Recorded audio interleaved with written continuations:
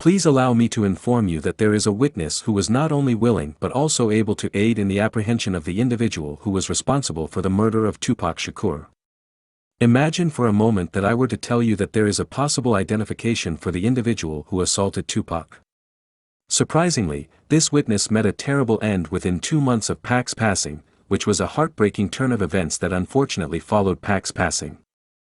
A further person who was a member of Tupac Shakur's entourage and who was present during the fatal shooting that resulted in the rapper's death also met the same awful end. This guy was also a victim of the same tragic event. This recent murder adds another degree of intricacy to the investigation into Tupac's death, which has already been complicated due to witnesses who have refused to participate with the investigation. I would want to take this opportunity to introduce you to Yaki Gaddafi, who was just behind Pac's BMW on the night that he was killed.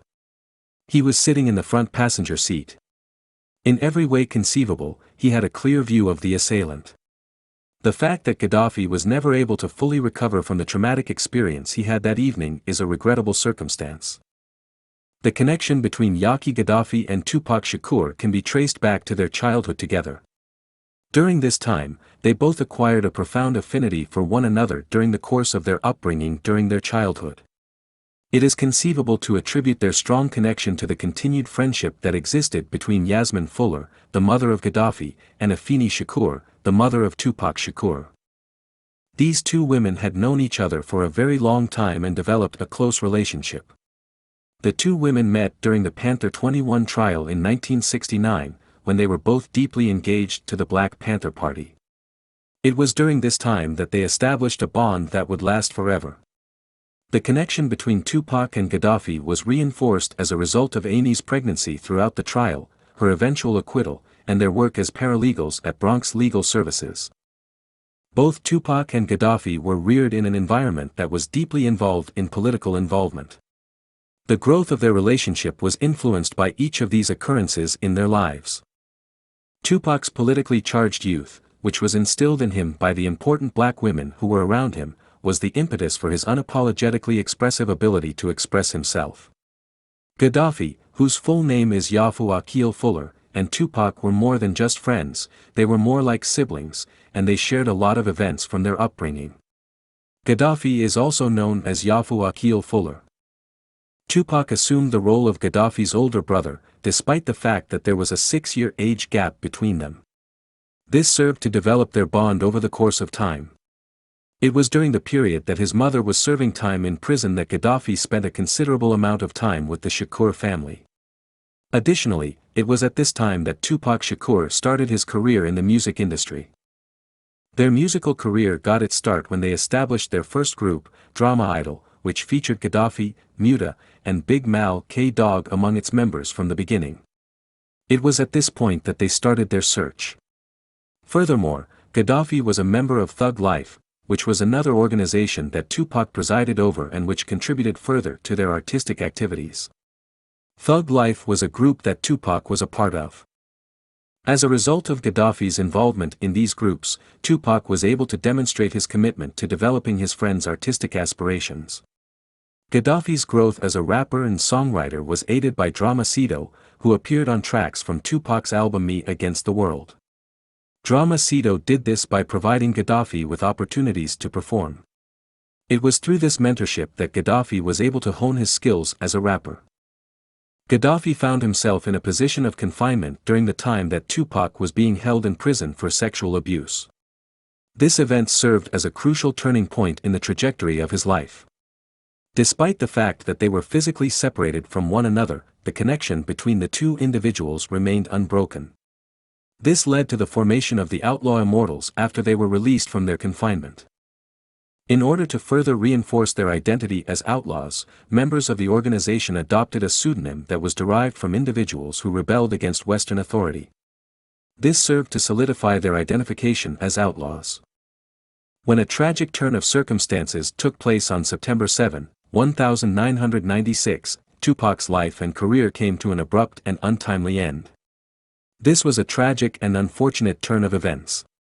Yaki Gaddafi, who was a member of Tupac's convoy and was positioned in the vehicle that was directly behind Tupac's BMW, was a crucial witness to the incident. He was able to determine the location of the shooting. Gaddafi indicated that he was willing to identify the individual who shot Pac, but because to the circumstances, he was unable to absolutely identify Pac's killer among the members of the outlaws. It would appear that Yaqui Gaddafi has lost the desire to live as a consequence of the aftermath of Tupac's death, which appears to have had a significant impact on him. During the 6 days that Gaddafi was hospitalized, Napoleon informed his family members that his death was approaching. During this time, Gaddafi was in the hospital. This provided as evidence of the inner turmoil that Gaddafi was going through at the time. When someone like Tupac, who had always prioritized Gaddafi's health and happiness, departed dead, a void was created that will never be replaced. The fact that Gaddafi was unable to determine who had fired the gun made his mental and emotional struggles much more difficult. Gaddafi continued to suffer with both of these aspects of his life. The story takes a more sinister turn as a result of the fact that Yaqui Gaddafi passed away on November 10, 1996, which was exactly 2 months after Tupac's death. Rod, played by Rashad Beal, was Gaddafi's cousin, and according to Napoleon's account of the events, he was the one who accidentally shot and killed him during an unfortunate episode. Rod claims that he was the one who introduced Gaddafi to Rod, which led to the development of a close friendship between the two of them. Unfortunately, this friendship was cut short by an accidental gunshot after it had been established. On the other hand, there are a variety of alternative versions that come to light regarding the events that transpired in the aftermath of Gaddafi's death. According to Yasmin Fuller, Gaddafi's mother, who refutes Napoleon's charges, Rodi served only 3 to 4 years in prison due to his age at the time of the crime. According to Yasmin Fuller, Rodi served only 3 to 4 years. According to her, Rodi was only jailed for 3 to 4 years during his previous sentence. Although the family of Gaddafi continue to accuse each other of lying and making threats, the controversy that surrounds his death continues to be a source of contention. When Gaddafi found out that he had missed flights to Georgia, he made the decision to pay a visit to his sweetheart in an apartment in Orange, New Jersey. This decision was made on the day that Gaddafi was killed. Particularly noteworthy is the fact that Gaddafi donned a bulletproof vest on this specific day. This was a preventive measure that was done in response to threats that were made after Tupac's death. As a consequence of Gaddafi's willingness to identify the individual who would be responsible for the shooting of Tupac, he was exposed to death threats. 2 men knocked on the door of Gaddafi's lover, which finally led to a gunshot that cost Gaddafi's life. This terrible event took place when the 2 men knocked on the door. His death is being reported in a variety of contradicting ways, with theories ranging from that he was murdered in cold blood to that he was shot accidentally over a disagreement involving drug money. The circumstances surrounding Gaddafi's death are being described in a variety of different ways.